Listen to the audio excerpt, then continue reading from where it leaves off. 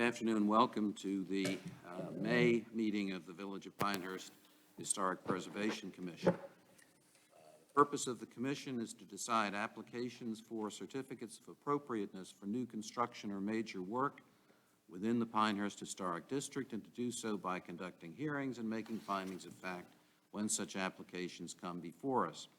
By law, the commission is directed to take no action except to prevent construction or alterations that would be incongruous with the special character of the historic district. I am Eric Von Salzen, the chair of the commission. I ask each commissioner, starting from my far left, to state his or her name for the record.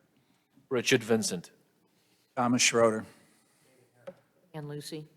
We have a quorum, and so we can proceed.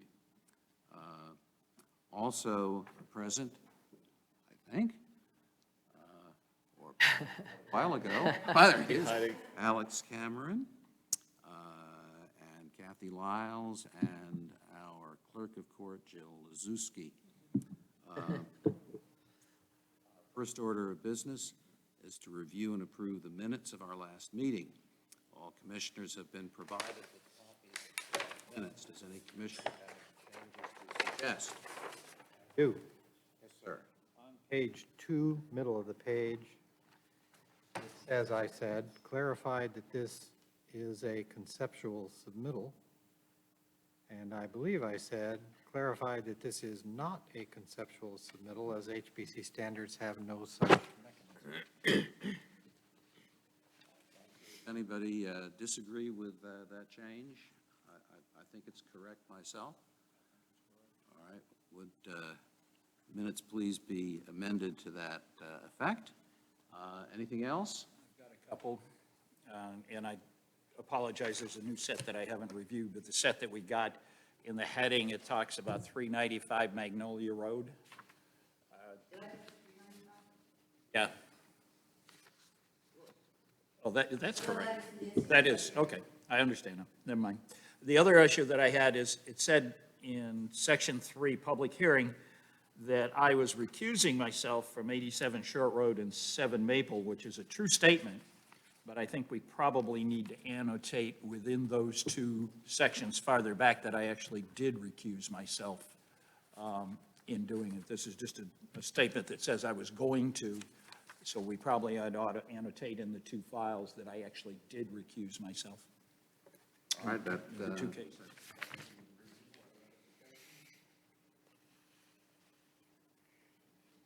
All I have.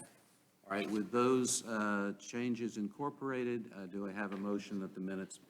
So moved. Second? Second. All in favor, say aye. Aye. Opposed? They are accepted as amended.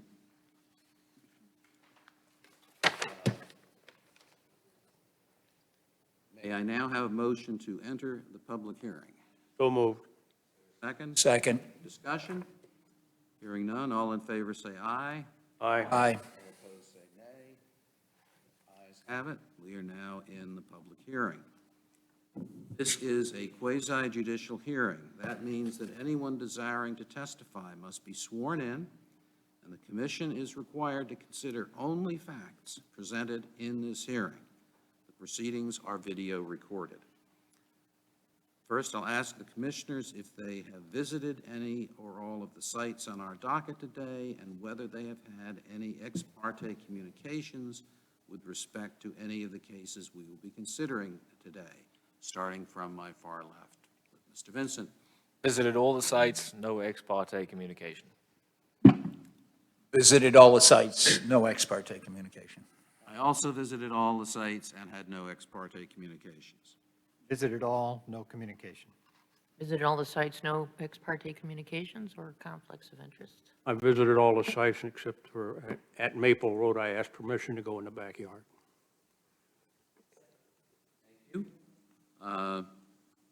In each case that the commission will hear this afternoon, staff will first present a summary of the application, the staff's evaluation of the extent to which the application complies with the commission's standards for such an application, or raises issues that require further information. The staff's comments on the application, and where appropriate, the staff's recommendations for commission action. Application and its supporting documents, as well as the staff's detailed report, will then be entered into the record. Commissioners will then have an opportunity to question staff about the report and testimony. Next, the applicant or the applicant's representatives in that case will have an opportunity to provide any additional information supporting the application, address any questions or issues identified in the staff testimony or report. Commissioners will then have an opportunity to question the applicant witnesses. After the applicant's presentation, if any member of the public wishes to present any evidence, either in support of or in opposition to the application, please come forward at that time and identify yourself. I will swear you in and give you an opportunity to present any reasons why you believe that the application should be granted or denied. Please remember, the Commission is interested in facts that will help us decide whether the proposed work would be congruous with the special character of the Pinehurst Historic District. As chair, I have the right to exclude testimony that isn't relevant to that subject, but I'm not required to do so. Commissioners will then have the opportunity to question the public witness about his or her testimony. Applicant or staff wishes to respond to the public testimony, I will permit them to do so. We will now proceed to our first case. Mr. Cameron? If you raise your right hand, do you swear or affirm that the testimony you shall give to the Commission with respect to all the cases on our docket today shall be the truth, the whole truth, and nothing but the truth? I do. I do. Thank you. Are we proceeding in the same order that the cases are listed on the notice? Okay, so the first case, COA 2021-00055 regarding 335 Linden Road. Is the are the applicant's representatives here? Could you come forward, please? And if you would raise your right hands and state your name, spell your last name for the record. Morski, last name is Morski. Meredith Morski, Morski. Swear or affirm that the testimony, sorry, sorry. And you are? Jeff Tucker, Tucker. Will you each swear or affirm that the testimony you will give in this proceeding is the truth, the whole truth, and nothing but the truth? You may be seated. Cameron, will you present Kathy, you? I'm going to run with this one. It's okay. I went ahead and did it at the same time. Okay, thank you. You're ahead of me, as usual. Okay. So today, the applicant is requesting a certificate of appropriateness for installation of an in-ground swimming pool, fencing, columns, and on top of the columns, gas lanterns. As they mentioned when they were sworn in, their names are Eric and Meredith Morski. The PIN number of the property is 8552-1045-1824. In terms of our standards of review, anytime we have an in-ground swimming pool to be considered, it is considered major work. The adjoining property owners have all been noticed. The property was posted, and here is a public hearing notification map that shows which property owners received adjoining property notification. They do have 2 prior approvals. In 2020, there was an approval as a new dwelling, and in 2021, there were modifications to the previous approval as well. And so for today, and just to mention, this item was continued from the previous meeting. We did have a couple of changes that were made to the application since that time, but all of those materials are in today's packet for you.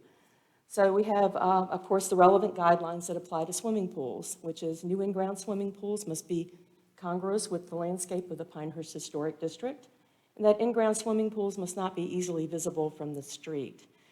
And let's see if I can get things to work a little bit here with the pointer. I'll just sort of draw. We've included a copy of the site plan, so you can see the layout from the road here, the driveway, the house, with the pool behind the house. And we also have a photograph of a fence that was included with the application. And in terms of notes, the pool will be located in the rear yard behind the house with additional screening provided by a 6-foot fence that is similar to other in-ground pools within the district.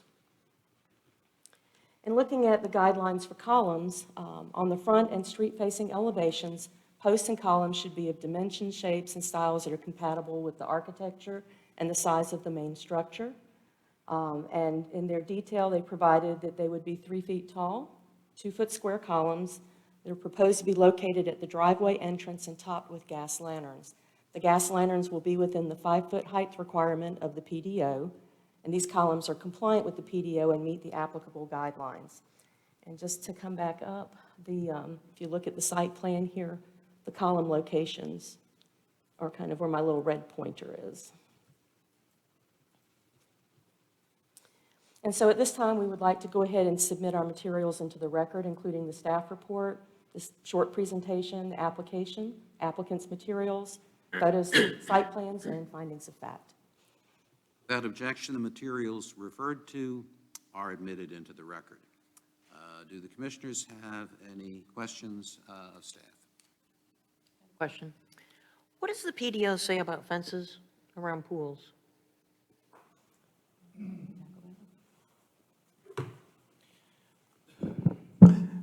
And I can certainly provide that information as informative material for the board, but it's really nothing that you guys would consider in any applications that are before you, as staff have conducted that review. Largely, our regulations for fencing within the development ordinance don't specify those that are in conjunction with a pool. There is a North Carolina State Building Code requirement for pools, and it's, all about having, an enclosed access, so, for safety reasons. If there's a specific question about the location or the type of allowable fencing in the PDO, I can answer that Well, more just height, specifically. I'm just curious about height. Okay, so the building code requirement is at a minimum of 4 feet in height. And this is going to be 6 feet, right? That's the proposal, yes.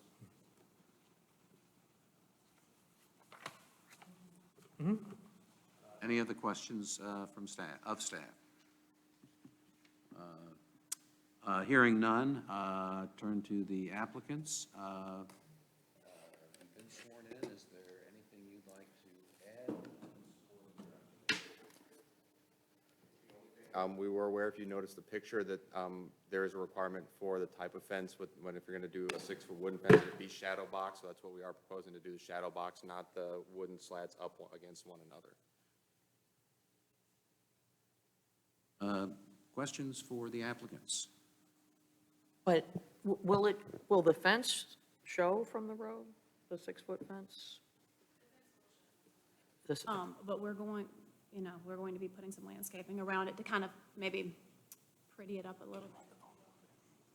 Mind speaking in the microphone just a little bit? Oh, I'm sorry. Yes, it will show from the road, and we do plan on doing some landscaping around it to just pretty beautify it up, beautify it a Yeah. bit. Well, I'm just curious though, because our guidelines, don't they limit front, side heights to 4.5? Okay, I think it I know it's in depends the on. backyard, but are you going to be seeing any of that? I mean, aren't we going to be seeing 6 foot? I don't know. It does, are you asking, it will come off the back corners of the home. And I believe the measurements are on there. It's really small. I should have brought that with me. Right. But you will see, because you can see that A the little fence. bit here. Yeah, you can see that the fence does come behind the parking pad there a little bit, so you will see it from the road. I'm just curious, is this under our guidelines? Is that considered the rear, or is this considered the front or side? I don't, That would be all considered a rear yard fence. It is? Every run of that fence is considered rear yard fence.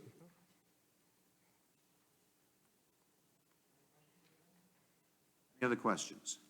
I have one for Alex. We're short proper verbiage for making motions. Do you have copies of those that we could have for today? You need your cheat sheet. I don't have it memorized. All right, so if you go to your findings document, if you can, in the meantime, we'll get you one, but use that just as a guide right now, just if you can for this case. We just use the one that's in there. Can, yes, just to bridge the gap right now. Okay, thank you. All right, if there are no further questions, I can do a motion. no, we're not ready for that yet. Is there any member of the public who would like to be heard in connection with this application? All right, hearing none, it's now time for the commissioners to deliberate and then to decide the case. Any comments, suggestions? Well, one thing, I think the staff report had left a question unanswered, right, Kathy? I'm sorry. would About you the repeat? shadow boxing and the requirements. In terms of if the shadow box fence is an acceptable fence type? You had questions in your staff report as to whether or not it complied, I thought. Right, the shadow box is the compliant fence. Mhm. Right? The shadow box will be a compliant fence. Okay. Mhm.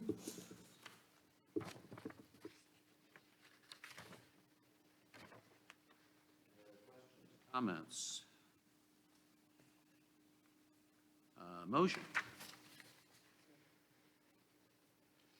That the applicant has satisfied the burden of persuasion and the project as proposed is congruous with the special character of the Pinehurst Historic District and consistent with the Historic District guidelines.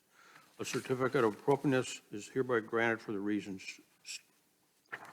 stated on the attached page. Is there a second? Second. Hearing none, I will poll the commission. Yes. Yes. Eric, yes? Yes? Yes. Yes, Combine both the motions into one, didn't you, Terry? I think I did. Therefore, you have your certificate of appropriateness. Thank you so much. Thank you all. Get invitations, right? Absolutely. To build the pool? Oh, We're going to see you next month, too? We got it all covered. Okay. Appreciate it. Not a problem. Thank you. All right, let's see, our next. 25 Maple Road. Is the applicant here?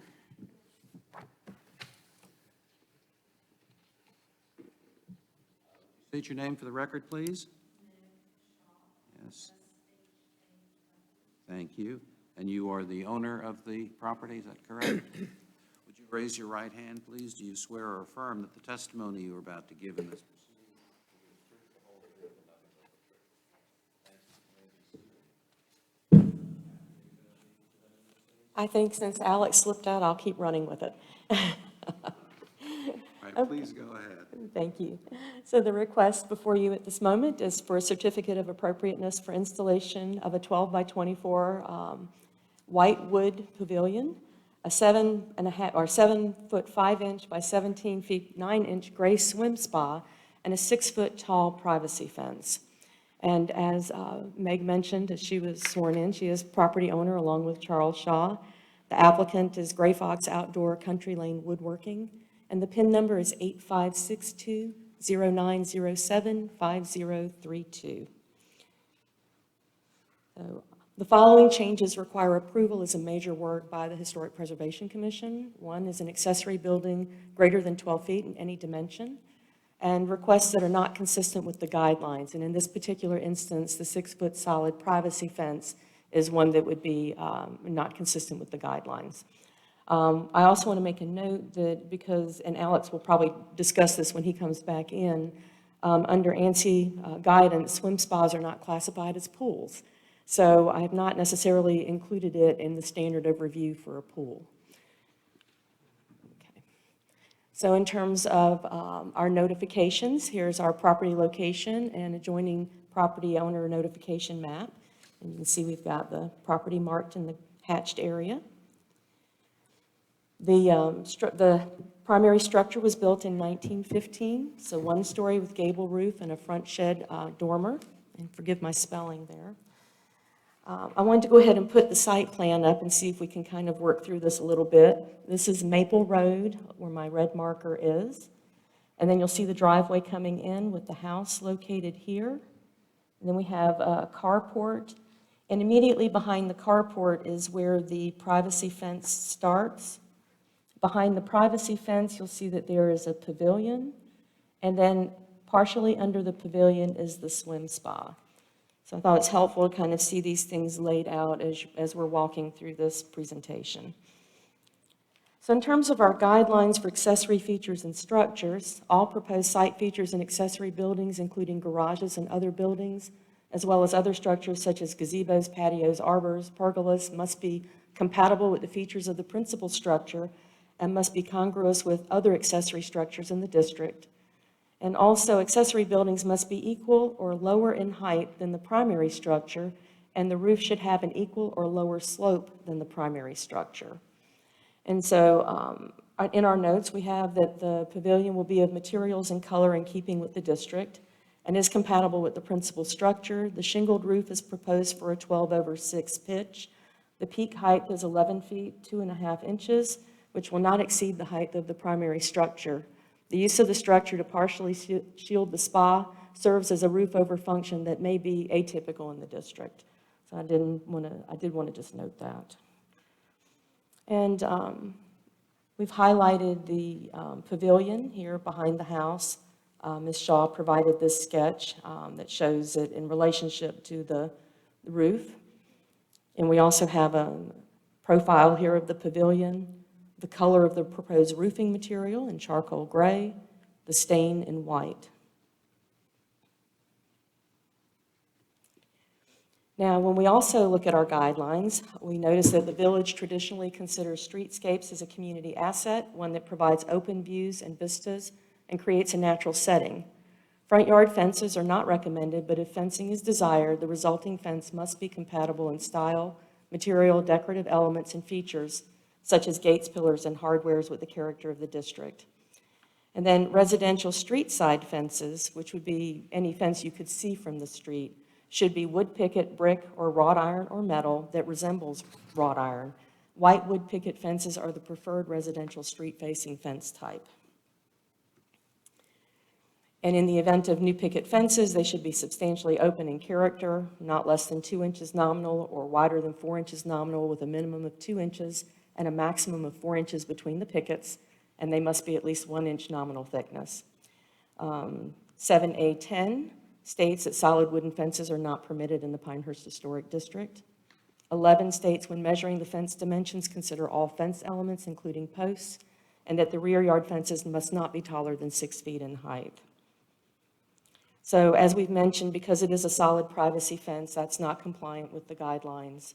And they are not permitted in the district unless the commission finds that there is justification for doing so. This is a street-facing fence.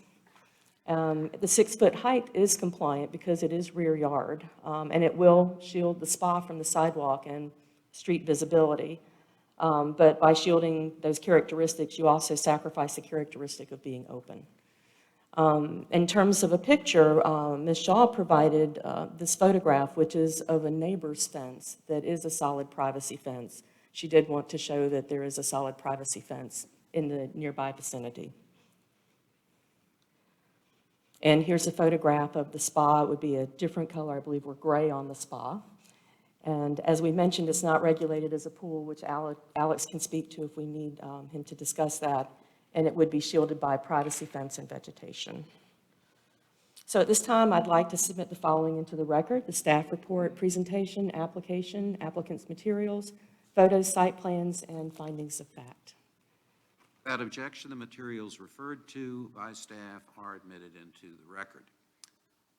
Do the commissioners have questions for Ms. Lyles? I have one at least. Do we know whether the fence in the neighboring of the neighboring owner was approved by the commission? I do not know that. Do you know, Alex? I don't have that information handy.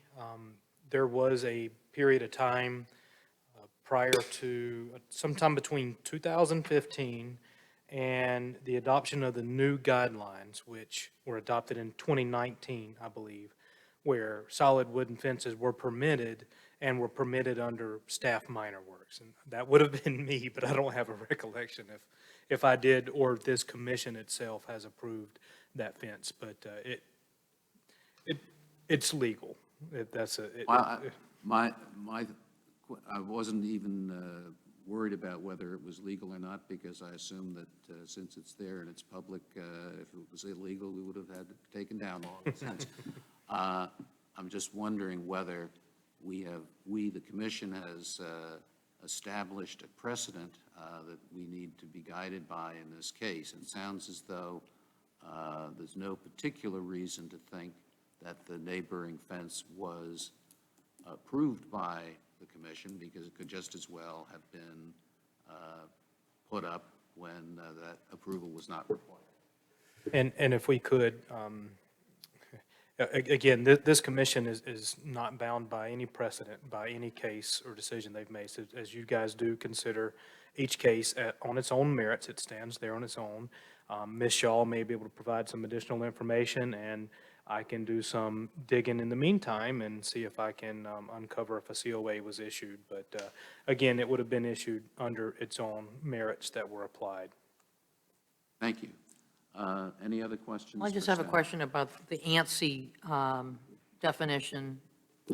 That's all we got? I mean, because the PDO has some definitions too, right? It does, and if you'd like, I can read verbatim from the PDO right now for our definition for hot tub/spa, which again are permitted by right.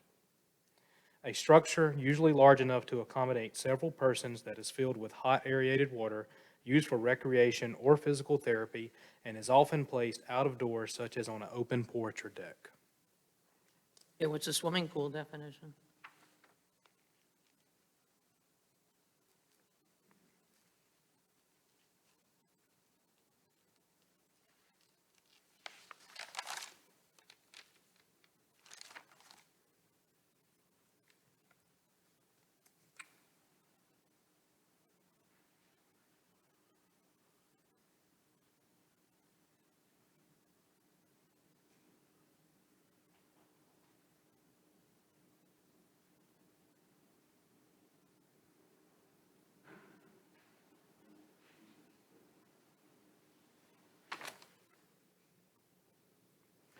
I'm sorry, if it was Okay. under pool or swimming pool.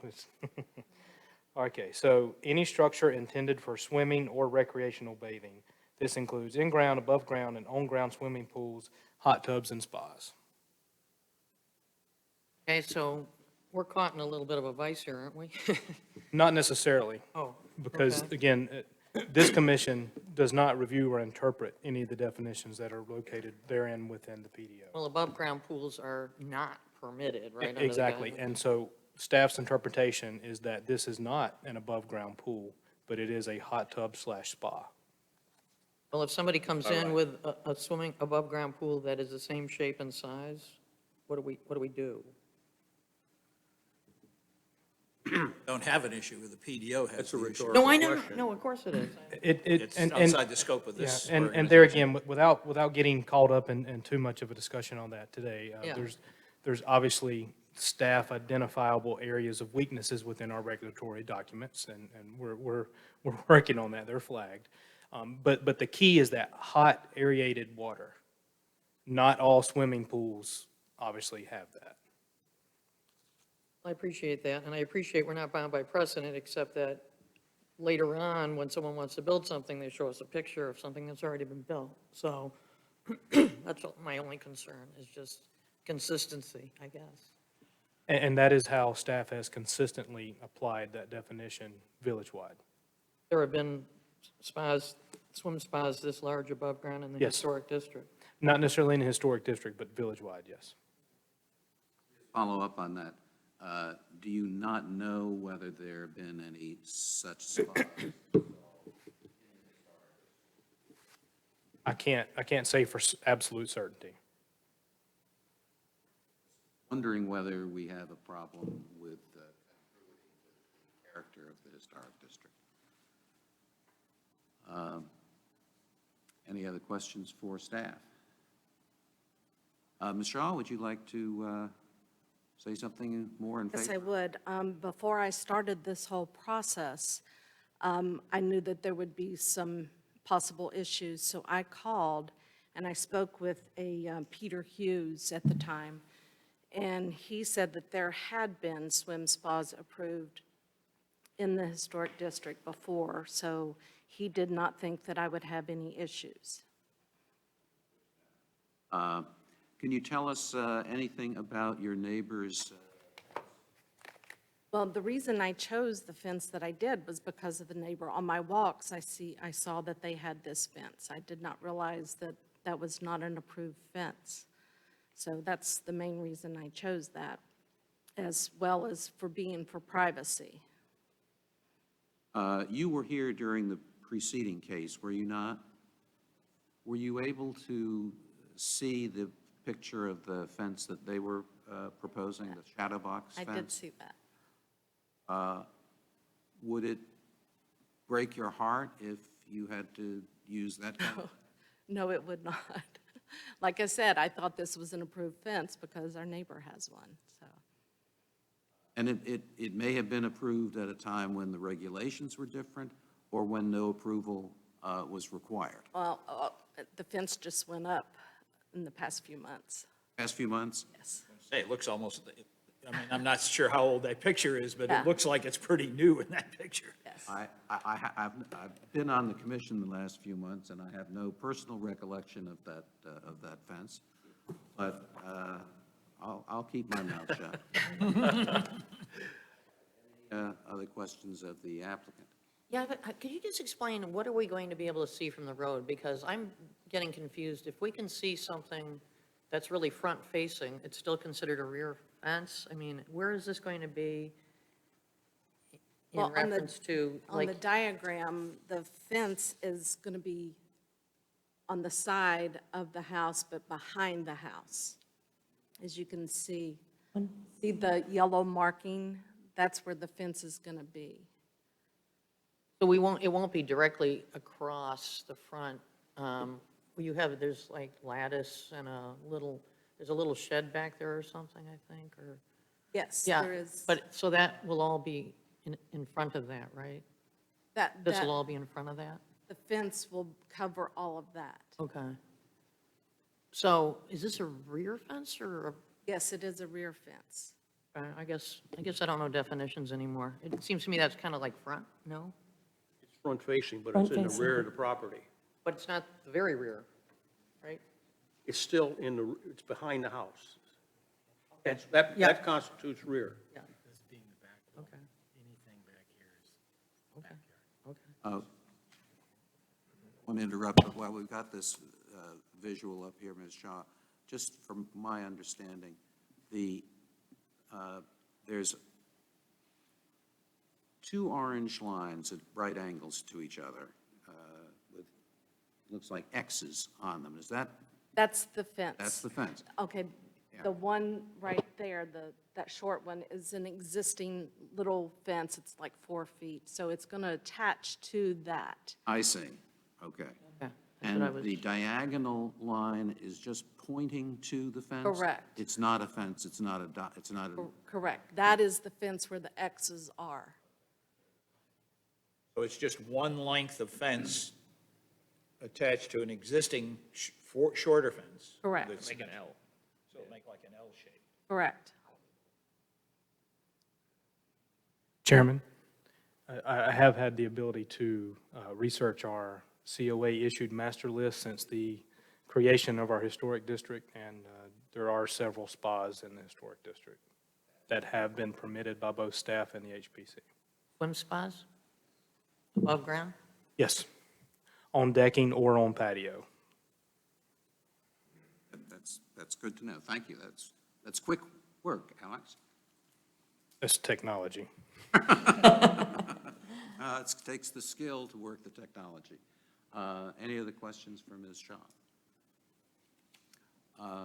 If not, is there any member of the public that wishes to be heard in connection with this application? Hearing none, I believe that concludes the case, and we can move to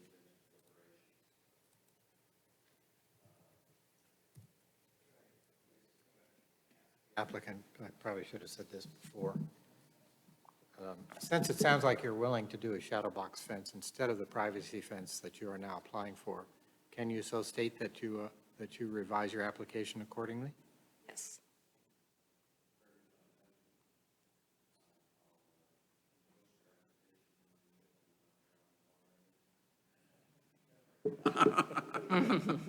He refuses. discussion. Yeah, just another question. So looking at the carport, approximately how many feet behind that carport will that fence be? Just for sort of perspective. Approximately 2 feet or less. 2 feet off Because the the back. carport is not there at Yeah. the moment. It's going to be a future carport. Well, that's why I was confused, okay. Yeah, and it says on that diagram that it is a future carport.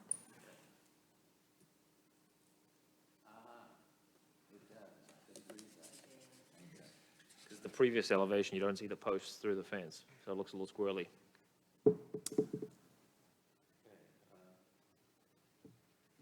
Well, just one more question. I guess I'm just concerned that this, I don't know what we do next time if somebody comes in with an above-ground pool that's the same size as this. I'm a little torn, that's all. And I think that's Give something we can guidelines. discuss June 17th. Sorry? That's something we can discuss June 17th. Yeah, but are these other ones that have been approved the same dimensions? I'm sure they're not the exact same dimensions, but I no, mean- but I'm sure there's a range. Because I think that there's a depth talked about and, you know, the length and such. So, this is hot aerated, is it? Yes, it is. Ms. Shaw, would you, obviously, staff communicates with the applicants quite a bit leading up to these hearings. If you would, you can, let the commission, if you haven't already, if I was absent, what the intended use of the spa is for. It's for exercise. I water jog and swim against the current. I think on a day like today, you'd be very happy to have. I was thinking the same opportunity. thing earlier, how much I wish I had it. I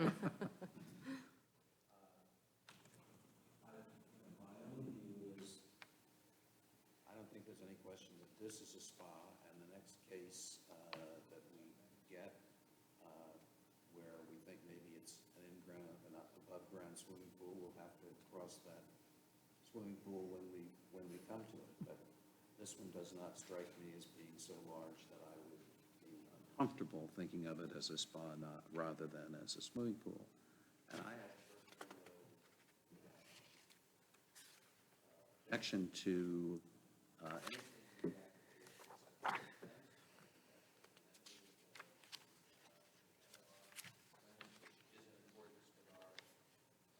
guidelines, so I'm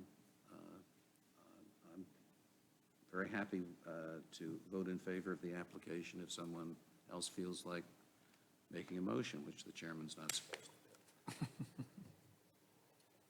Motion?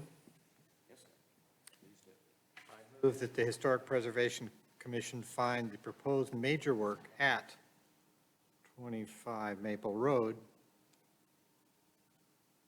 congruous, particularly in light of the applicant's revision to shadow box fence in lieu of privacy fence, with the historic guidelines based on the testimony given and the material submitted in the findings of fact. Is there a second? Second. Any discussion?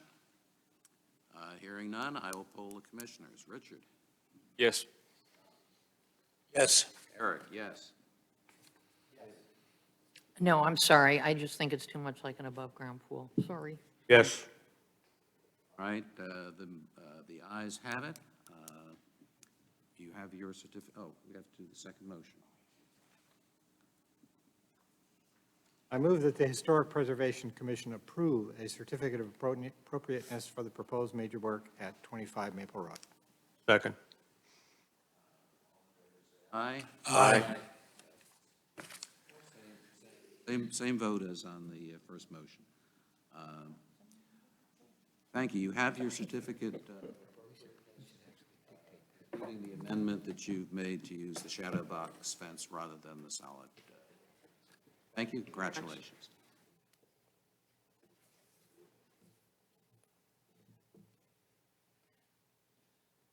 All right.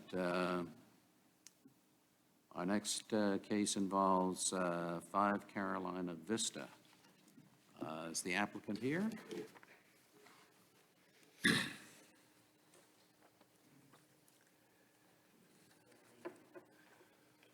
Good afternoon. Good afternoon. You state your name for the record, please? William S. Halsey, spelled Last name? Thank you. And I see your hand is already up. Do you swear or affirm that the testimony you're about to give in this proceeding will be the truth, the whole truth, and nothing but the truth? Thank you. Please be seated. Who'll be presenting on behalf of the staff? I'll keep going. Okay, good for you. So our request for a certificate of appropriateness today is for installation of a 16 by 16 cedar open-air pavilion with a green standing seam roof. The property should say it's contributing. I think I had a typo. The applicant is Home Right Construction. The owners are Gilbert and Christine Pritchard. The PIN number is 8552-1295-0291. In terms of standards of review, installation of accessory structures greater than 12 feet in any dimension are considered to be a major work. I've circled the property in question since the adjoining property rambles quite a bit. In terms of development history, this is a contributing property. The home was built in 1916. It's a 1.5-story colonial revival dwelling on 2.2 acres. For our guidelines, all proposed site features and accessory buildings, including garages and other buildings, as well as other structures such as gazebos, patios, arbors, and pergolas, must be compatible with the features of the principal structure and must be congruous with the other accessory structures in the Pinehurst Historic District. Accessory buildings must be equal or lower in height than the primary structure, and the roof should have an equal or lower slope than the primary structure. And in this case, we've obviously had this discussion about wooden pavilions already today, so they are well represented in the district. It will not be visible to public view from the street. It is lower in height than the primary structure. And just to give you kind of a location, here's the property in question. So behind the structure is going to be in this area, am I correct? We might want to bring that back up when the applicant is speaking. And in your packet, you actually had quite a few pictures, and this one site plan shows where the direction of all the pictures were taken. But the one I kind of focused on in this particular case was the shot taken towards Cherokee Road, because that is the closest street frontage. And the picture on the right-hand side is that photograph. In terms of colors, we've got the green roof colors marked on the panel lock plus. And I just want to check, because we had notes that this is standing seam, so we may want to get the applicant to verify, is it? This is what we'll be using. Oh, It's a, excellent, okay. Yeah, it's a green colored, the dark hunter green on it. That's basically how the panel's locked together in a standing seam application, not the corrugated, which is shown on that sample that I had, but that indicates the different color choices that are available, and they've chosen a dark green color to go with it. Anybody needs to see this any closer? I'm sure we'll come back to that. Thank you. And so at this time, I'd like to submit the following into the record: the staff report, presentation, application, applicant's materials, photos, site plans, and findings of fact. Without objection, these materials will be admitted into the record. Questions for staff? All right, hearing none. Mr. Halsey, would you like to speak further in support of the application? Yeah, I think it's going to be really nice. It's a standing, somewhat freestanding structure with 6x6 cedar posts, and I guess we're using a 6x10 cedar beam and 4x8 rafters spaced where we'll have a 2x6, about 30 inches apart, we'll have a 2x6 exposed wood ceiling with this standing seam metal on the roof. It's pretty basic, but it'll be really nice because it'll be stained like a really light stain with a clear wood preservative applied to it. So it'll be rustic looking, in keeping with the pictures that you have there of the different things that are different, like the greenhouse and the fences that have been there forever and all that stuff. We're trying to make it look like it's been there for a long time. That's the point, not like it's brand new and shiny and all that. We kind of give it some character, maybe even beat it up with the hammers a little bit. So.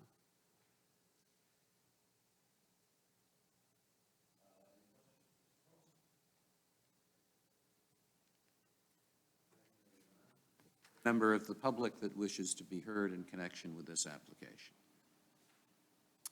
Hearing none, therefore the evidentiary record is closed, and we turn to deliberations among the commissioners.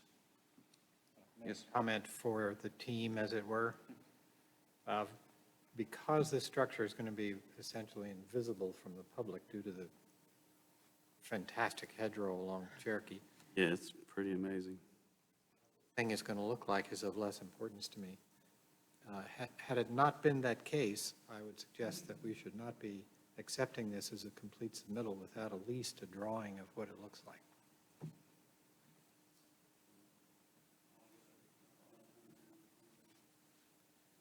I'm saying in this case, as far as I'm concerned, you can't see it anyway, who cares? Well, I guess the description I gave with the 6x6 posts and 4x.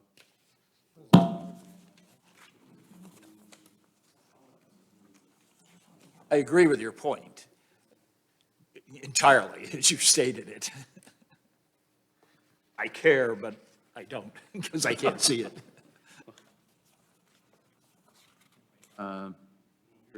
I have a set of plans in my folder, I think. But I submitted them with my permit application, I'm pretty sure. Here basically it is, if you would like to see it.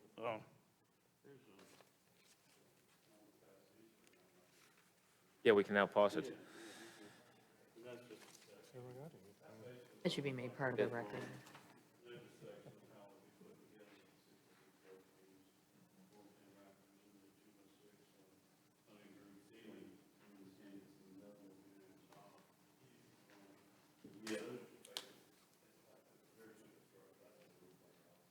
I think we're good. It's really just those elevations.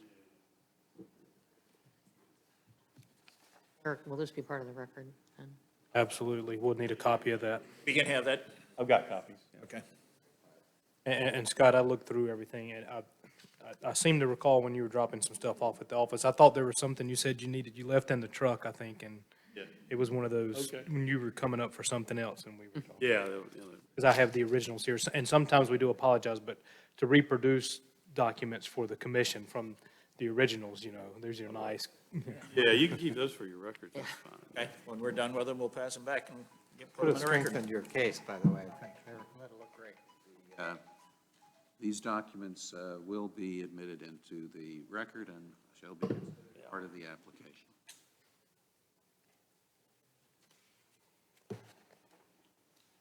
All right. Any further discussion among the commissioners, or are we ready for a motion? Sure. I move that the Historic Preservation Commission find the proposed major work at 5 Carolina Vista congruous with the Pinehurst Historic District and consistent with historic district guidelines, based on the testimony given and the material submitted in the findings of fact. Second. Second? Any discussion? None. I'll poll the commissioners. Richard? Yes. Yes. Eric, yes? Yes. Yes. Yes. Move that the Historic Preservation Commission approve a certificate of appropriateness for the proposed major work at 5 Carolina Vista. Second. Second? I will poll the commissioners. Richard? Yes. Yes. Yes. Yes. Yes. Congratulations, you have a Thank you. certificate of appropriateness. Richard will be very pleased. Appreciate it. Yeah.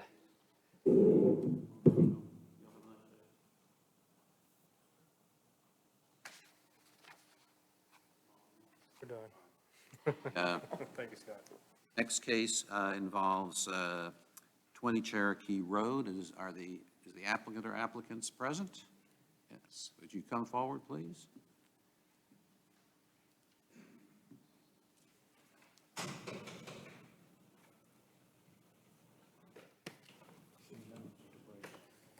All right, would you each please state your name and spell your last name for the record?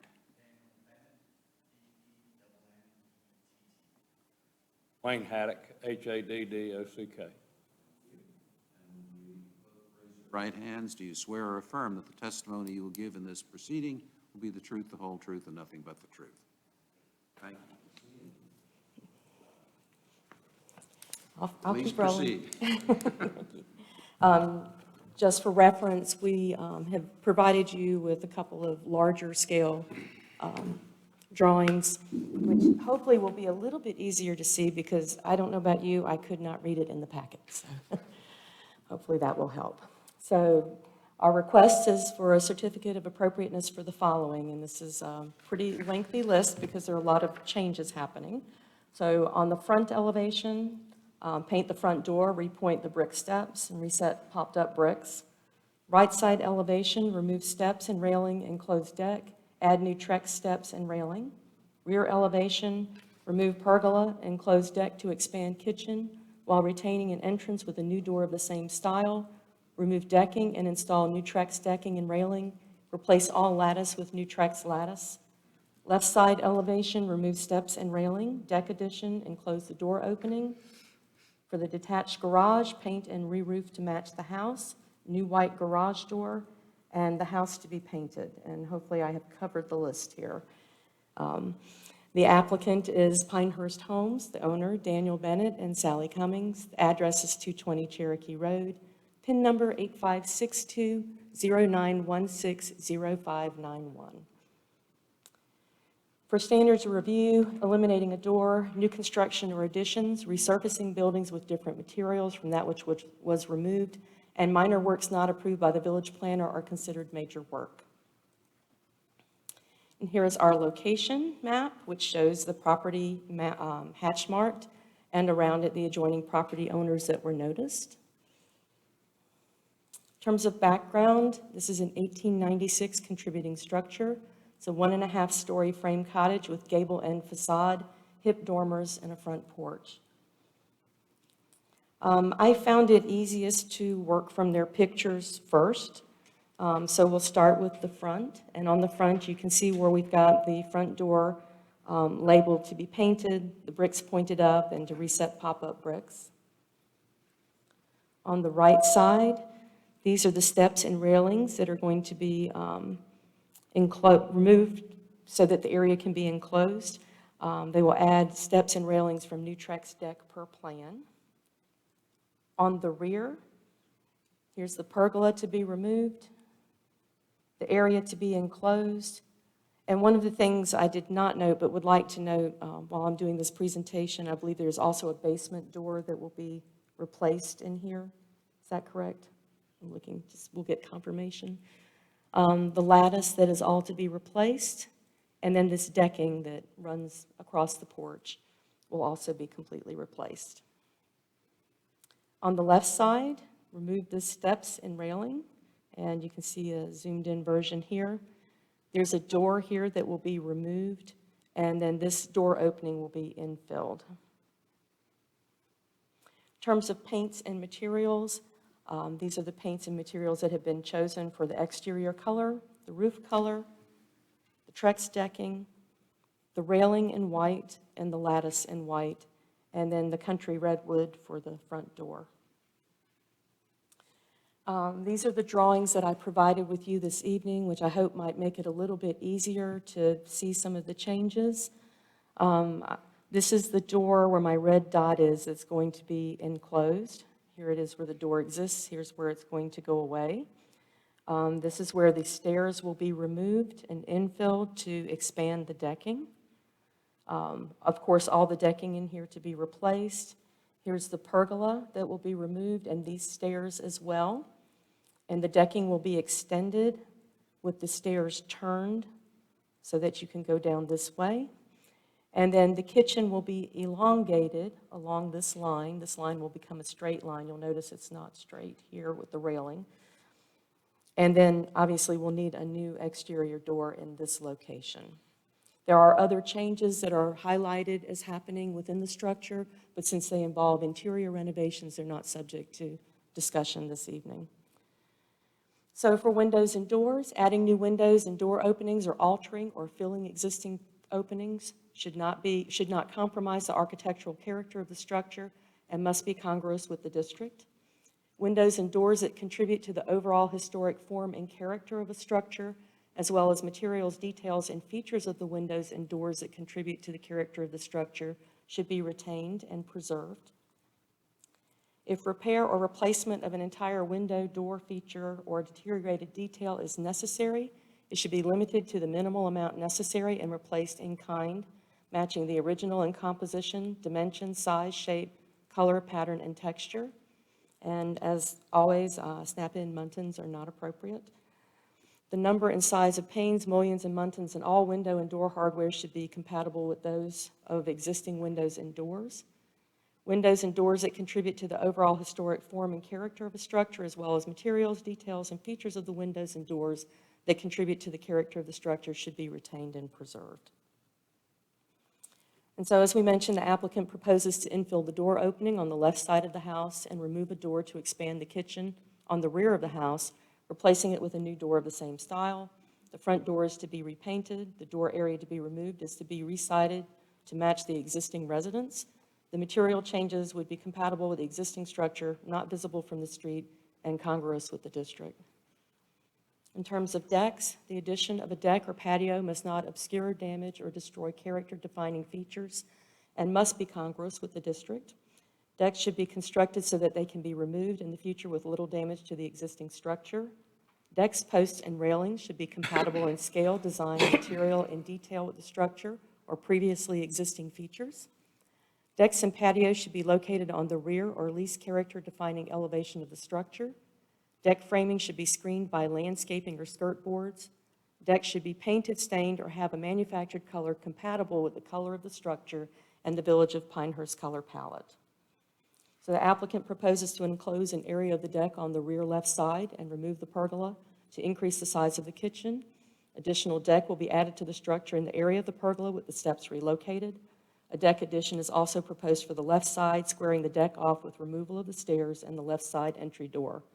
Decking material will be Trex, a composite which is a material alteration. All decking changes are designed to match the existing decking. Decking changes will not obscure any character-defining feature. Trex lattice will replace existing lattice to help screen framing. Proposed colors are compatible with the structure and in the color palette. The proposed decking changes are congruous with the character of the district. And for garages, the garage is to be re-roofed and painted to match the existing house with installation of a new garage door with hinges and 4 sets of 4/4 lights. There is no garage door visible for a comparison to the new doors, so I think we would have to defer to maybe some input in terms of what was there originally. So repair of a carriage house, garage, or building feature, deteriorated detail or element should be limited to the minimal amount necessary and be replaced in kind. Compatible substitute material for repair should match the original material in composition, dimension, size, shape, color, pattern, and texture, but using the original material is preferred. So at this time, staff would like to submit the following into the record: the staff report, presentation, application, applicant's material, photos, site plans, findings of fact. Without objection, the materials referred to are admitted into the record. Do the commissioners have questions for staff? Apparently not. Applicants, what would you like to say in further support of your application? Well, glad to be here. No one, we're real excited about having an opportunity to do a restoration on this home. Our information shows it's the fifth house in Pinehurst. We're really excited about that. And, we, all the information used and considerations when we did our redesign, not changing the existing structure, we had historical in mind. And, we're looking forward to bringing this one up. We don't want to hopefully have to touch it for the next 100 years.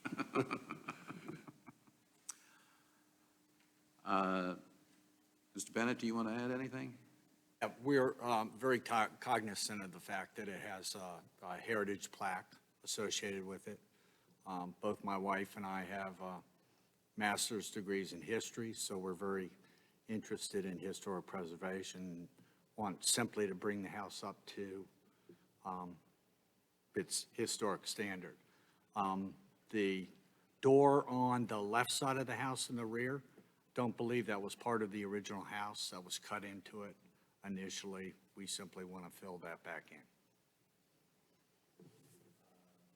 Questions for the applicants? I have one. The color for the front door, Country Redwood HC 183, Yes. sadly is not on our list. However, a near neighbor, 182, is. Is it a red? We just want something in the burgundy family that meets the standards. Called Classic Burgundy. Oh, that would work. Revise your application accordingly. I will. Thank you. Records show that the application has been front door color to HC 182 Classic Burgundy. I've got to have a drink of that. Any other questions from commissioners? Is any member of the public interested in being heard with respect to this application? All right, seeing no raised hands, I believe that allows us to close the record in the case, and the commissioners can now deliberate. I will just comment that this is one of those cases that I think we really are here for, to protect an old house that is part of the important history of Pinehurst. My own opinion, which others may not share, is that this application does that quite well. I'd like to second that. When we first came to Pinehurst, your house was one of our most favorite and remains so today. Beautiful house. Offer at least once a month. Back up.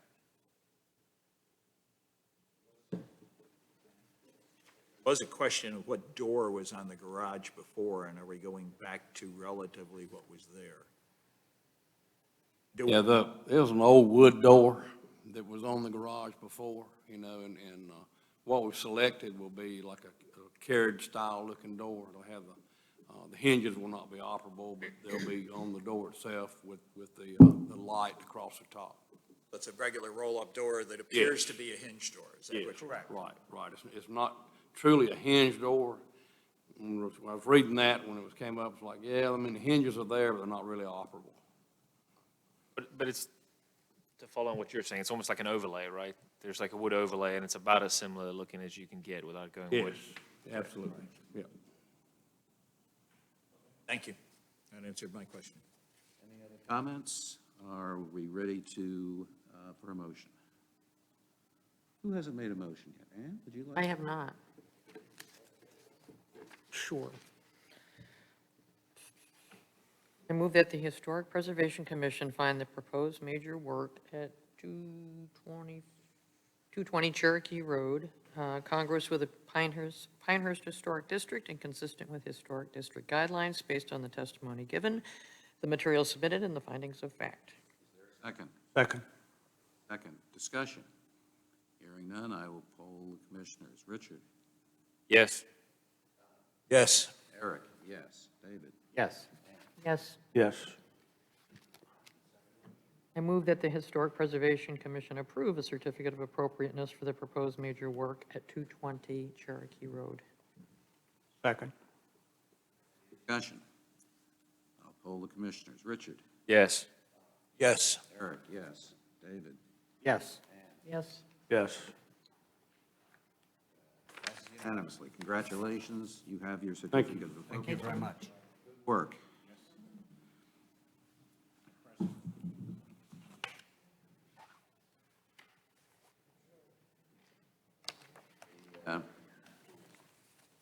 The next case involves 10 Dundee Road.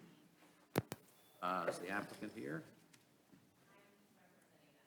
Okay, would you come forward, please?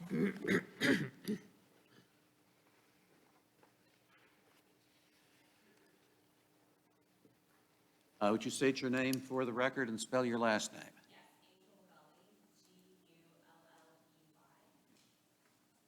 Okay. And what is your connection to the property? Okay. Would you raise your right hand? Do you swear or affirm that the testimony you will give in this proceeding will be the truth, the whole truth, and nothing but the truth? Please be seated. All right, staff, proceed.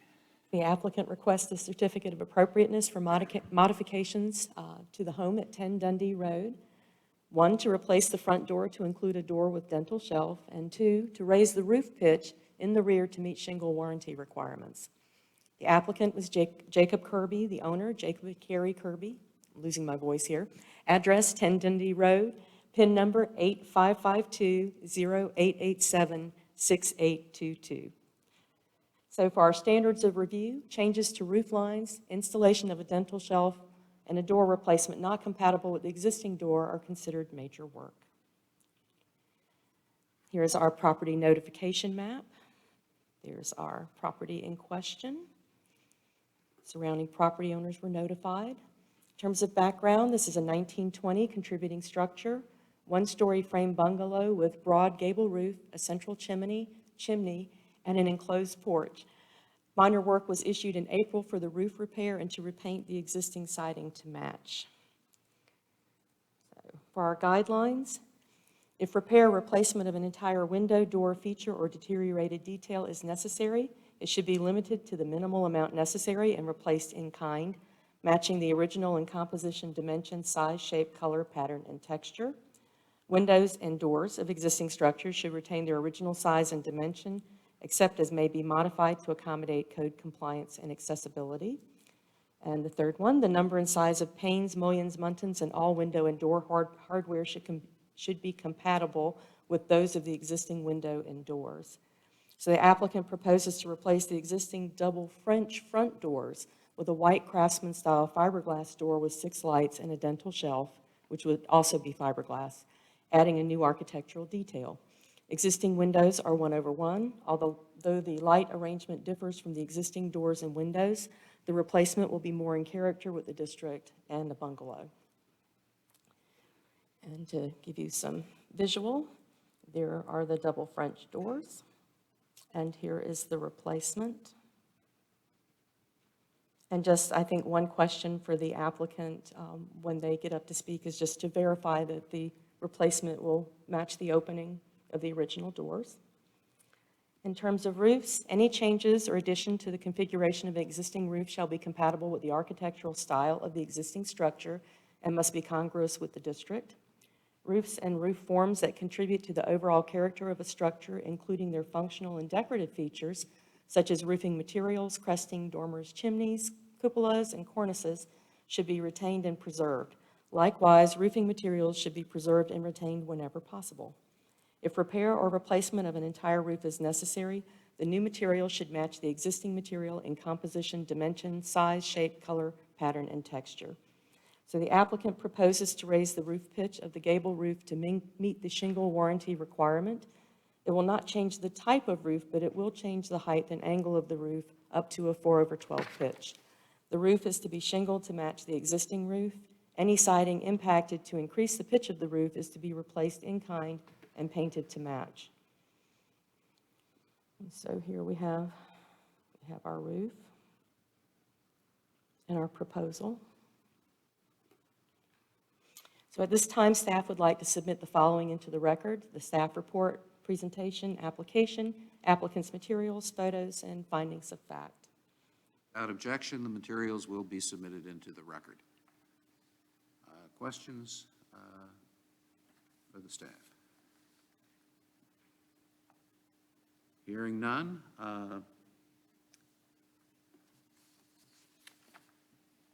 Ms. Kelly, would you like to add to the, what's been said in behalf of this application? I just think that the new door will look like a front door as opposed to what's existing. So I think it'll really be a beautiful change to the front of the home. Any questions for Ms. Kelly? I have one. Yes. In the example door elevation, which is showing up here on the right side there, it shows some trim around the door. Are you going to match that example, or is it going to be different?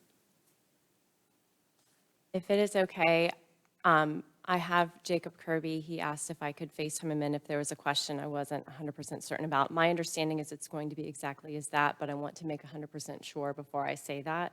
So if it's okay if I get my phone, and is that okay? Okay, thank you. In the drawings, there's no new windows being put in the back or anything, right? Okay. The drawing seems to indicate, Okay.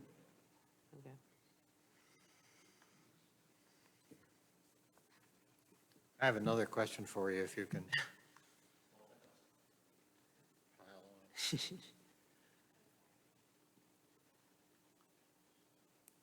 I think we probably just need to wait.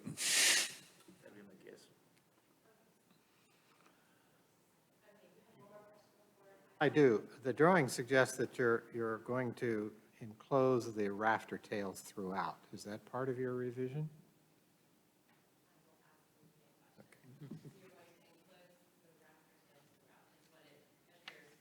From the drawing, yes, that's right. All right, 1 minute, I'm sorry.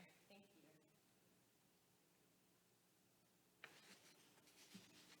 What was your question, Dave? I'm trying to find the scope of the application. In particular, are they going to include the entablature above the door opening along with the frame on each side? Yeah, okay.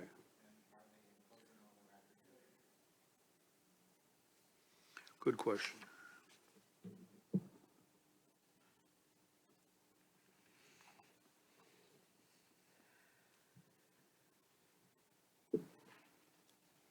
Does it make any difference to you?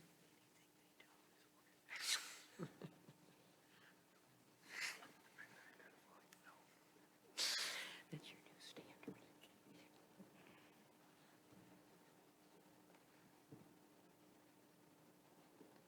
Whatever they do, I hope it stays pink. It's like very sure. Very much so.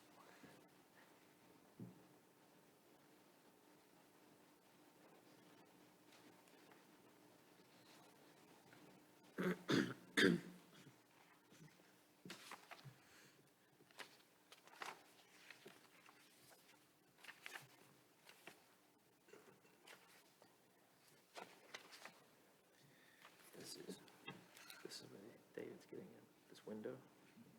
That's like 3 inches. That's from there. Yeah, how do you trim this out without impacting this window? So.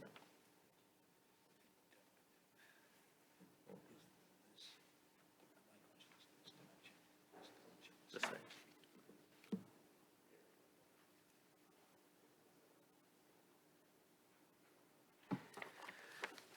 Thank you for letting me do that. I just wanted to make sure. They are actually not going to be enclosed. They are going to be as they are on the left. The drawing does show them enclosed, but they are not going to be enclosed, the rafter tails. And the door is going to be exactly as pictured with the framing. That include the side lights? The replacement door is depicted as having side lights, and so is that part of the application? It's exactly like it's shown in the picture? Yes, he said it's going to be exactly as it is shown in the picture. Okay, then my question comes down to is, including the side lights and the framing and all of that, is that going to take up the exact same space as the existing door? Because those windows right next to it would not allow for you to go, do not appear to allow it to make it a larger space without disrupting the windows. See what I'm saying? So that's my question, is are you going to pull out a door set and put in another door set in the exact same width and space? Choice they got. Or modify the windows? I know that they are not planning on modifying anything with the windows. So then apparently it is the same space. That is my understanding, yes. That's what we would be approving. Right. If we approve it, the approval would not include modifying those windows. So if it turns out not to be perfect, then you'd likely have to come back. Okay. Okay, I'm just trying to clarify it in my own mind. Not that we would object to replacing those windows. Right. Go to the back side on our pictures.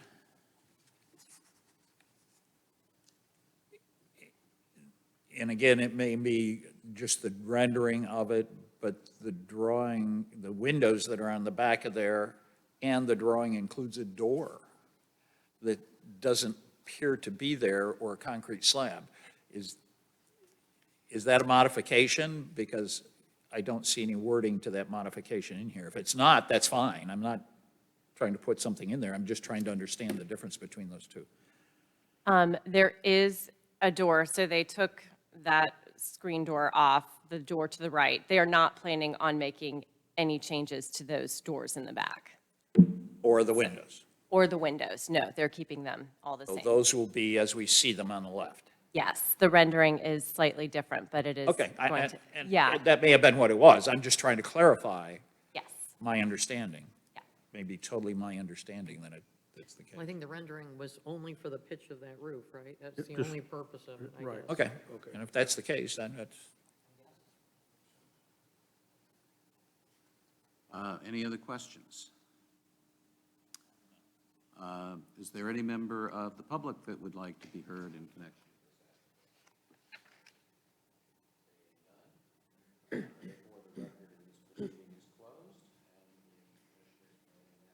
Great. What do we think?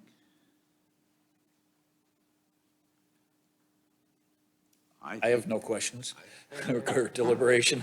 I think the window, the door would be a great improvement, yes. David, would you I'd like to make a motion. I move that the Historic Preservation Commission find the proposed major work at 10 Dundee Road congruous with the historic district and consistent with the historic guidelines based on the testimony given, the material submitted, and the findings of fact, with the understanding that this application is for the front door only, and the front door and the pitch of the roof only. All other aspects shown in the renderings are not part of this application. Second. Point of order, the fact that we're not replacing the door with the same makes it inconsistent with the guidelines, It's true. even though it's a dramatic improvement. Good point, Terry. I move that the Historic Preservation Commission find the proposed major work at, again, 10 Dundee Road is not consistent with the historic guidelines insofar as the existing nevertheless is deemed congruous with the Historic Preservation District based on the testimony given, the materials submitted, and the findings of fact for the following reasons. Given that the front door is not being replaced exactly as the existing, provided that this with the understanding that this application is for the front door and the pitch of the roof only, and that the other parts of the renderings are not part of this application. Second. Any discussion? Hearing none, I'll proceed to poll the commissioners. Richard? Yes. Yes. Eric, yes. David? Yes. Ann? Yes. Yes. I move that the Historic Preservation Commission approve a certificate of appropriateness for the proposed major work at 10 Dundee with the following added conditions as previously stated. Second? And any discussion? Hearing none, I will poll. Yes. Yes. Eric, yes. Yes. Congratulations. You and your telephone partner have the certificate of appropriateness. Thank you for allowing me to call them, too. I appreciate it. Have a good night. You too. Right, and our last case of the evening involves 20 Mccaskill Road West. Bunch of people. Come forward, please.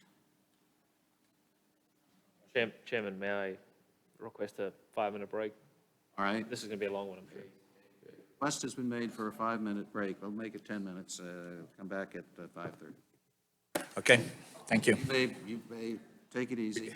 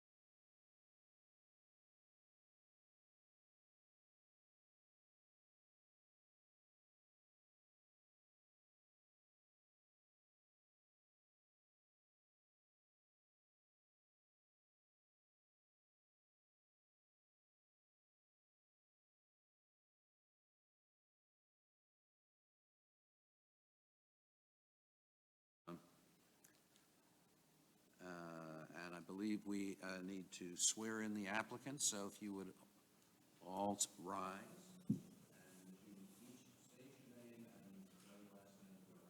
Mark Parson, P-A-R-S-O-N. Hope Jameson, Jamison. Rick Jameson, Jamison. Amanda Jacoby, Jacoby. Thank you. Would you each raise your right hand? Do you swear or affirm the testimony you will give in this proceeding is the truth, the whole truth, and nothing but the truth? You may be seated. All right, staff will now present the case. All right, thank you. So this request is for a certificate of appropriateness for the construction of a new single-family residence at 20 Mccaskill Road West. The owner and the applicant is listed on the application are Rick and Hope Jameson. The professional on the application for this is Mark Wesley Parson. And again, the address 20 Mccaskill Road West. It does face Mccaskill Road West, although it does have street frontage along NC Highway 5, Beulah Hill Road. The parcel ID number is 000-29736. Of course, standards of review apply here for the new construction. It is considered major work. The background on the lot, it is a vacant lot, and it's zoned R30 for medium-density residential use. Here is a snip of the public hearing notification map. The subject property there indicated, again, at the intersection there at Mccaskill Road West and Beulah Hill Road. The general guidelines for new construction for single-family residential, Section 4B1, new residential primary structures must be congruous in size, scale, proportion, style, materials, and architectural character with the range of existing structures within the Pinehurst Historic District. This proposed new single-family residence appears to be similar in size, scale, proportion, style, materials, and architecture as others within the Historic District. Section B2, all construction must be compliant with the Pinehurst Development Ordinance and adhere to the relevant guidelines herein as appropriate to specific projects. Based on the material that's been provided to staff before the hearing and with the application itself, the proposed construction is compliant with the PDO, the Pinehurst Development Ordinance, and will be further evaluated at time of building permit submittal. For windows and doors, window and door openings must be congruous with other primary structures within the Pinehurst Historic District in terms of proportion, shape, position, location, pattern, and size. Windows should feature true divided or simulated divided lights, and muntins or windows with an interior fixed muntins. Snap-in muntins, as previously stated, are not appropriate. The proposed windows with this new single-family structure and doors are of similar proportions, shape, size, etc., of those within the historic district. The applicant, if need be, can provide further testimony during the hearing to answer any concerns or provide information on the muntins. Shutters must be congruous with the existing shutters in the Pinehurst Historic District in style, material, design, and color, and they obviously appear to be the same color as the trim and within the color palette.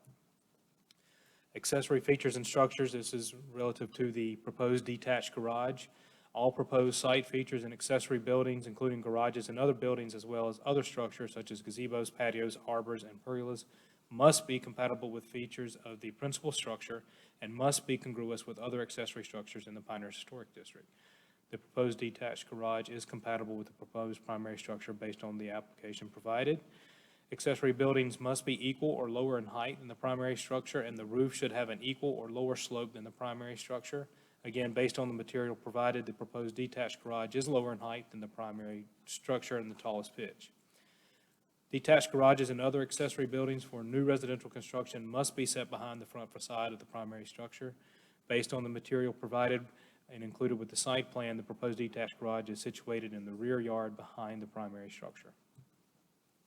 Here's the site plan, proposed single-family fronting Mccaskill Road West, the garage situated to the rear and adjacent to the Highway 5 right-of-way. Here are the proposed elevations and artist renderings that were provided, labeled as Exhibit D. See the front and rear elevation, side elevations. The materials, so the predominant materials and finishes for proposed new primary residential structures must be congruous with the historic materials and finishes in the Pinehurst Historic District in terms of composition, scale, pattern, detail, texture, finish, and color. The following treatments are not permitted: asphalt or asbestos siding or shingles, sheets of plywood siding, vinyl siding, aluminum siding, plastic, sheet metal, or similar material, any treatment of material that imparts a glossy or reflective finish, concrete, cinder block, glass block, and box chimneys. With this proposal and the application provided, staff does not see that any of these proposed non-compliant materials are proposed. Therefore, all the materials and colors and styles, pattern, et cetera, are consistent with the guidelines. Here's the provided material and color sample. See, the brick color is the light tan, the trim and window and shutter color is the darker color, and then, of course, the asphalt shingle color. Fences and walls, brick and stacked walls are permitted, and you see that with this application. Of course, when measuring fence dimensions, as stated earlier, front yard fences are limited to a 3.5 feet height limit. Side yard fences are limited to 4 feet in height, and rear yard fences are limited to 6 feet in height. According to the submitted material, the applicant is proposing a brick wall in the rear yard and the columns at the street side entrance for driveway columns and near the front walk that would lead to the home and the garage. So the applicant has provided via email to myself prior to the end of last week that the proposed columns will be 3.5 feet in height, and the material will match the brick of the proposed new single family. And of course, if need be for further information, the applicant can provide that during the hearing. So landscaping and vegetation, additions or alterations to the existing landscape, including plant material, hardscape, and accessory structures, must be compatible with the architectural character of the primary structure and congruous with the Pinehurst Historic District. The applicant has submitted a landscape plan that appears to be compliant with PDO regulations, and the proposed plantings would seem to complement the site and the historic district. Removal of trees 12 inches diameter, breast height, or greater must not unreasonably compromise the existing tree canopy. Based on the submitted material provided in the landscape plan, a large stand of mature trees are proposed to be preserved along the exterior perimeter of the site. And here's the landscape plan, and an applicant can speak more to this, but these circles here that are left with this landscape plan appear to be the preservation of the existing mature trees on the site. So, at this time, that concludes staff presentation. We'd like to formally submit the staff report, this presentation, the application, applicant's materials, photos, site plans, and the findings of fact into the record.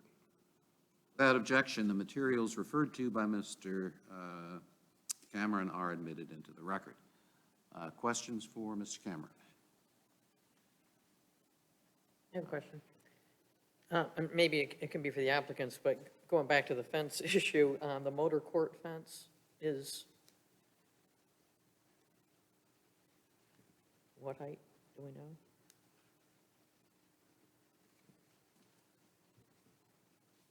We can let the applicant state. Okay, okay. If there are no further questions for staff, who would like to speak on behalf of the applicants? I'll start. Amanda and I, Parsons? huh? Parsons, you may speak. Amanda and I have. Mark, I don't want to interrupt. I just want to make sure if you make sure you got the mic if you can. We can get you an extra mic if you need one. No, I think we're good, if you can hear me. Amanda and I have a couple rules and guidelines that we try to follow in what we do. The biggest one is not to get credit for what we do. In other words, we want it to look like it's always been there. So if we've done our job, we don't get any credit for it. It has a sense of purpose, it belongs. And the second thing we do is we listen to our clients. And we met with Rick and Hope for several months. And I think that, I know they got what they wanted. Rick wanted to say something. I was going to say, when I went to Mark, I've been coming down here ever since, as long as I can remember. And the thing I said to Mark was, I want something that looks like it's been here. I don't want something that is a white elephant, and I want it to look and have the feel of Pinehurst. And I think they've done a fantastic job.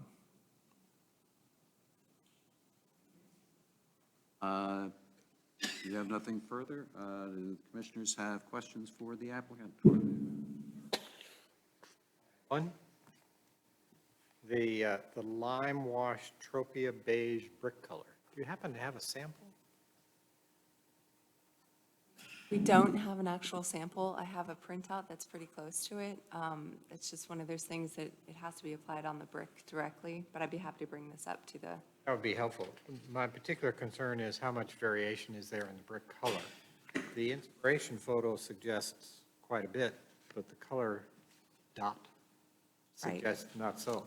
so the nature of lime wash is that it is applied in such a manner that it looks like it's aged. You know, it is, lime wash is not one consistent color. It essentially allows the brick to look like it's older than it is. So I'll be happy to bring That would be this very forward. helpful.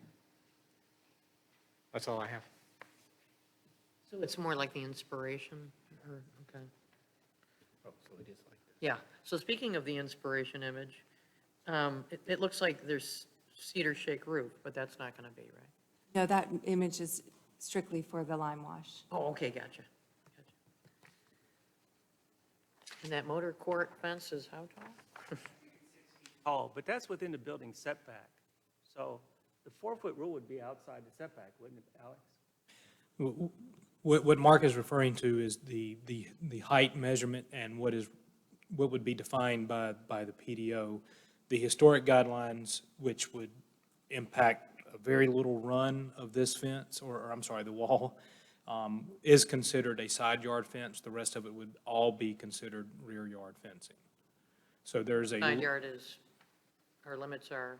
4 feet in height. And this is 4 feet? 6 feet. 6 feet. So what am I missing?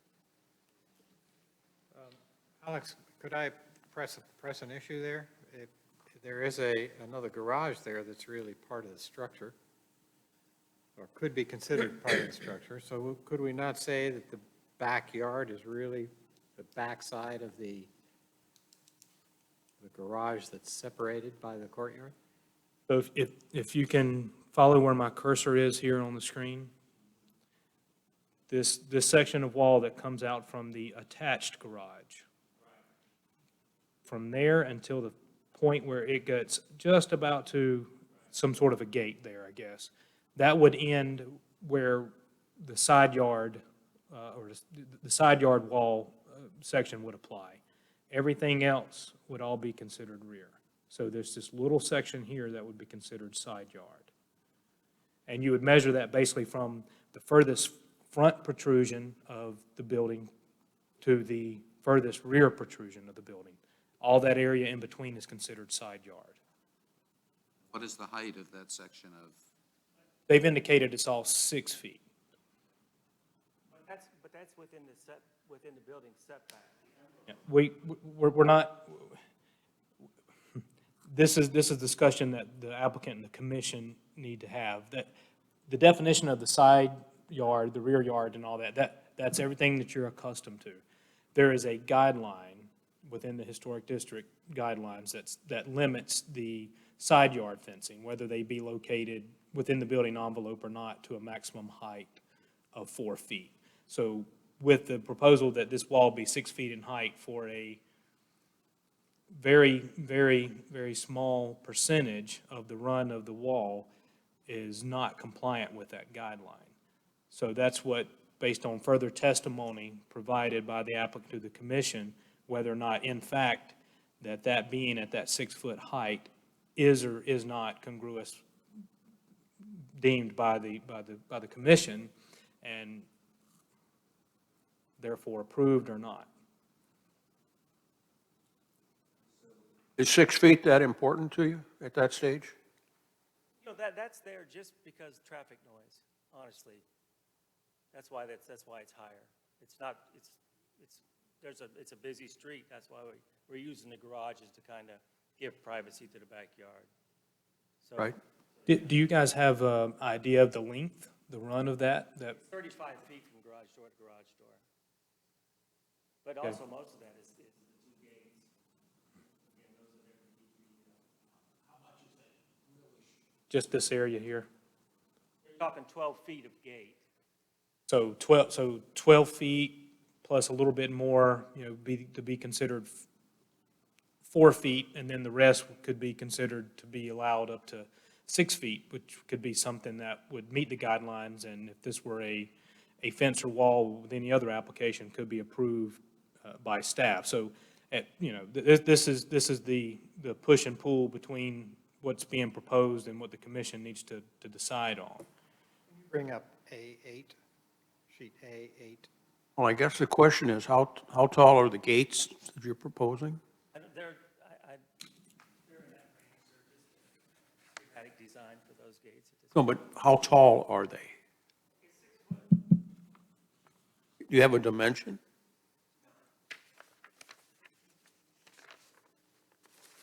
They're not dimensioned on, so what you have, Mark, you might just want to hold the microphone. what you have is you don't have the construction documents. We're getting it. Well, we're getting the elevations prepared, pulled up.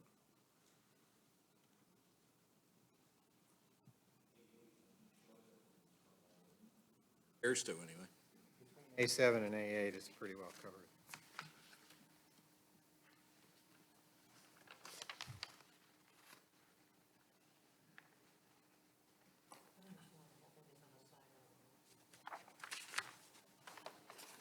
What am I missing? I think he's saying this defines the backyard. This is the wall right here. But- Defines the back wall.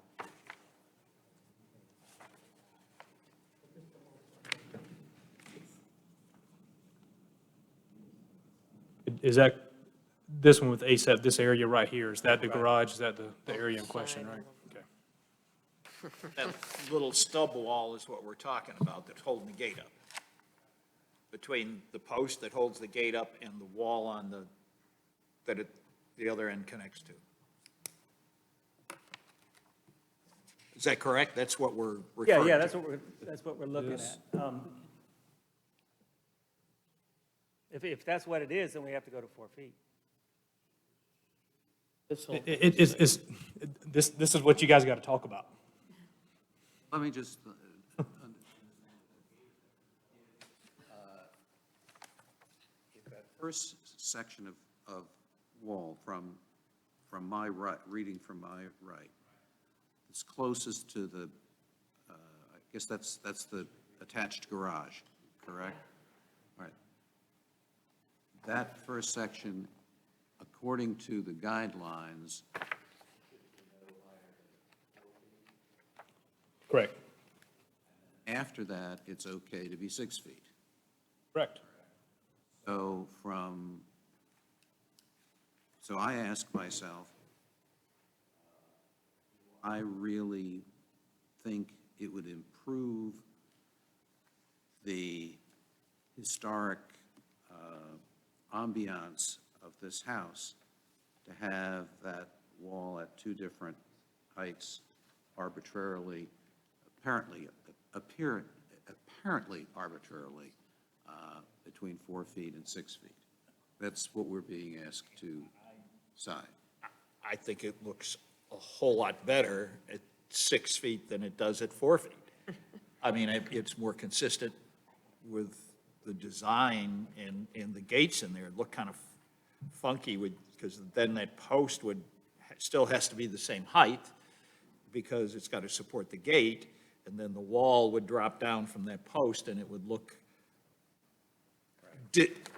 offset from the other side of the gate. I think it's fine as drawn, well thought through, and it's okay. There's this little glitch, and I think that's easy for me to say, no problem. I'm in agreement with you. I think it's easy to say that it looks much better at 6 feet than it would at 4 feet. And for such a short run, I'm not sure splitting hairs is going to make it look any better. In fact, to me, it would look like it was offset almost. Our guidelines tell us that We have the right. we can depart from must requirements where doing so would be an improvement over the requirements of the guidelines, and this would seem to me to be a classic example of that. Okay, so if at least a majority of the commissioners agree with that, we can move on to other issues. I don't want to take a vote on this, but just, No. Okay. And So, there's other issues? There's a practical reason as well. I mean, from the sound perspective, this is where most of that sound's gonna travel in. You don't really hear it in the house, but if you're in the backyard and you're enjoying, that's where that sound's gonna come through. So 2 feet does make a whole bunch of difference, I'm sure, to the applicant, so. And again, for the record, Richard, you know, and the applicant provided, this would be the area that would directly abut the Highway 5 right-of-way. Yep.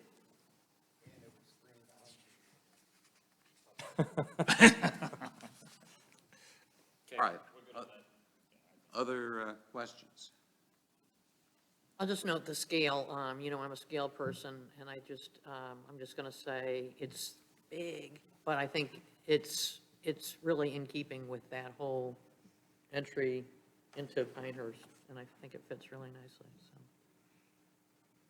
Yeah, I second that. I mean, that lot is really Yeah, kind of a huge. gateway lot to Pinehurst, and it deserves a really muscular statement. Yeah. Well, to mirror what you're saying, Ann, there's a lot of houses on this road that are 8, 9, 10,000 square foot Big, yeah. houses that, you know, so as far as scale, on this lot will not, it'll be a more modest house on that road, in my opinion. So, Small house would look odd, right, so. Do you see some issues with drainage? Because the property on Mccaskill, your neighbor, is quite a bit higher than you are. So we have, Mitchell Harris is going to be the contractor, and I will say something about Mitchell. He is painfully helpful, that it's all about where's the water going to go? Yeah, Where's- that's my question. Yeah, and that's ours. And we have that lower area for the wine rooms down below. There's actual, a space there for gravel, and I've got that detailed in sections where there'll be a pump, and it's all gonna, Okay. where's the water gonna go? You've considered the issue? Every time. Okay.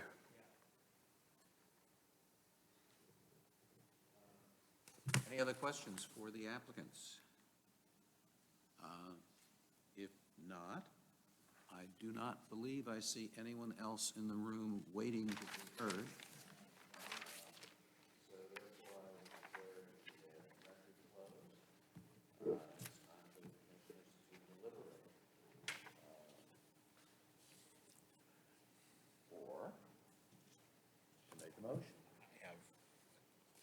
I have nothing to deliberate on that we haven't already talked about. I don't know about anybody else.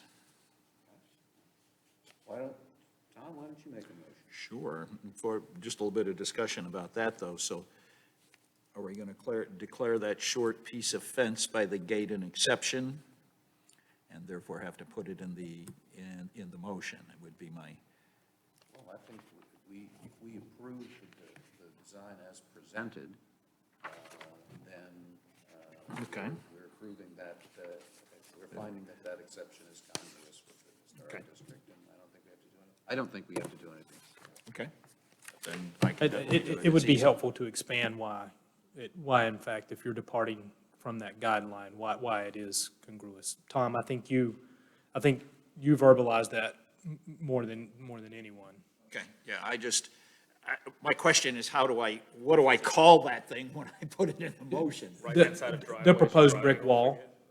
I think you can just call it the proposed brick walls. Proposed brick wall? That the brick wall, Wherein they exceed 4 feet. This side yard fence, it's the only side yard fence we have. Okay, sure, we could call it just the side yard fence is going to be 6 feet instead of 4 feet to make it consistent with the rest of the architecture. Something to that effect. And to promote sound. Okay? Actually, Tom, I stand corrected. There is more side yard fence that's like 4 feet. So you might say side yard fence. 6-foot side yard fence. On Highway 5. On Highway 5 side. I'd say adjacent to the motor court. Adjacent to the motor court. Okay. That works for me. Any other recommendations before I do this thing? I want to try to do it right the first time, but we'll see. We can modify it if we have to. I move that the Historical Preservation Commission find the proposed major work at, what is it? 20 Mccaskill Road West. 20 Mccaskill Road West is not consistent with historic district guidelines in that the short piece of fencing, side fencing, adjacent to the motor court, facing Beulah Hill Road, is not consistent with the historical district guidelines, nonetheless is deemed congruous with the Pinehurst Historic District based on the testimony given, the material submitted, and the findings of fact for the following reasons given, in that if we were to move that to that short piece of fencing down to 4 feet, it would not meet its requirement for making sound deadening, and it would offset the balance of that gate system for which it is attached to. Is there a second? Second. Discussion. Hearing none, I will poll the commissioners. Richard? Yes. Yes. Eric, yes. Yes. Yes. Yes. Okay, second motion, I move the Historic Preservation Commission approve a certificate of appropriateness for the proposed major work at 20 Mccaskill Road West. Is there a second? Second. Discussion. Hearing none, I poll the commissioners. Richard? Yes. Yes. Eric, yes. Dave? Yes. Terry? Yes. Congratulations. You have your certificate of appropriateness, and we look forward to the building. One question, were you playing around with which way the front should be? Oh, yeah. Or was it always going to be Mccaskill? Spent about 3 months. Yeah, Seriously. deciding where the front would be? It's an odd-shaped lot, but it's a Yeah. beautiful place. Let me tell you what determined it. Yeah, Frank in his horses and his carriage. You know how he goes through town? yeah. He stops at certain houses and he explains the house. Oh. Frank will never stop on Highway 5. Oh. Serious, that's kind of what did it. Because his horse couldn't jump 6 feet either, so. Yeah. No, I don't think that horse could. Yeah, thank you.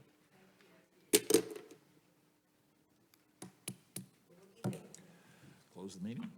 Look who's still here. I know, well, it's not even, look, he said That 6:30.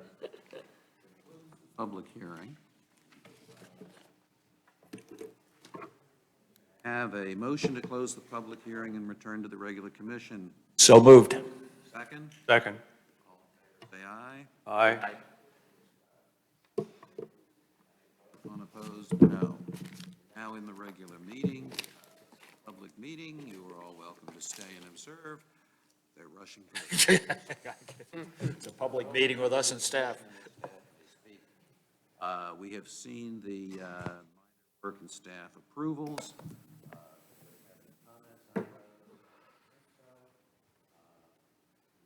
Need to discuss our work session. Please. Alex, are we set for June, what is the date?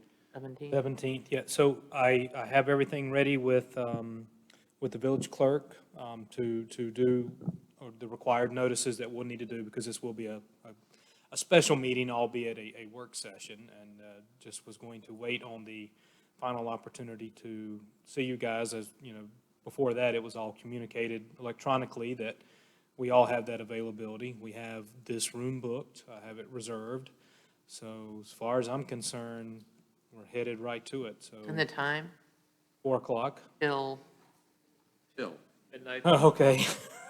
Do we place our order for pizza now? Or? I've been spending a lot of time in the office and in this building the past few months, so it wouldn't be much of a departure. My family will be ecstatic to know that this meeting was over before 7:30 or later. Got a question, too. You have already done, you and Peter before he left, done a lot of work in terms of identifying the mechanical changes that need to be made to make us consistent with the new statute. Your microphone, sorry, Eric. Yes, we've got some soft pitches laid up there for you, based on the necessary fixes that we should make. Obviously, there's going to be a time too for us to, as a group, maybe talk about some other areas that we may want to look at, shore up, clarify changes, you know. Those backyard playground things. Got a few, yeah. Okay. Can those be circulated to us? That was going to be my question. The red line document? Okay, and I believe something, and speaking with David earlier today, I believe something may have been circulated to the group back in October of last year, but. Okay, but I believe you, but I don't have it. I didn't receive it at that No, point I either. think all so. it did, though, was change guidelines to standards, didn't it? It was red line, I think there were some other modifications in there, but not we, much of substance. Jill and I will make sure we get that out to you guys. Want my copy? Once you hang on to it, you might need it. Well, let me give it to you because you gave me a nice new one. I don't need this.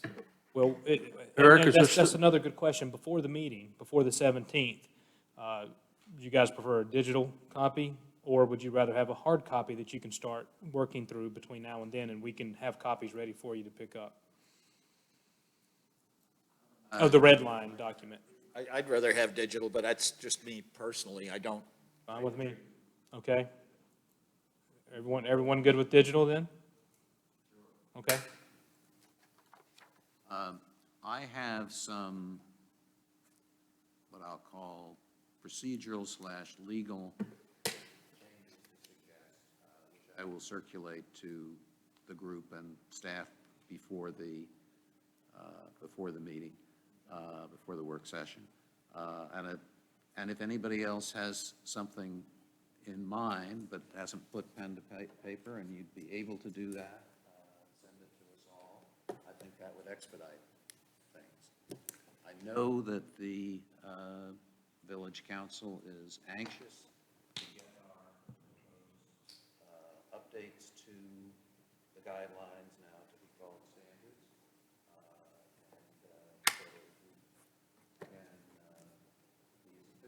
Possible on the 17th, we can make the village council happy with us. So is this still a joint session, Eric? It's going to be my very next Still a question. joint session? Not to the best of my knowledge. Oh, John has changed his mind? Schedule is a joint session, and And All right, Peter, or I mean.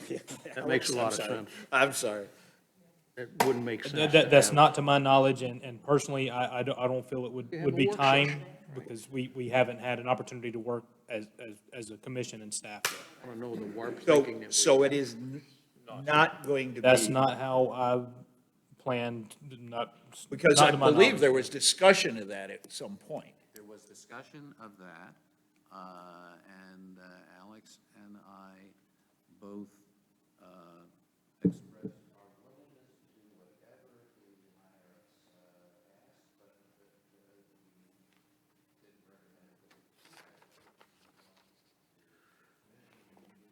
recommend. First, to have.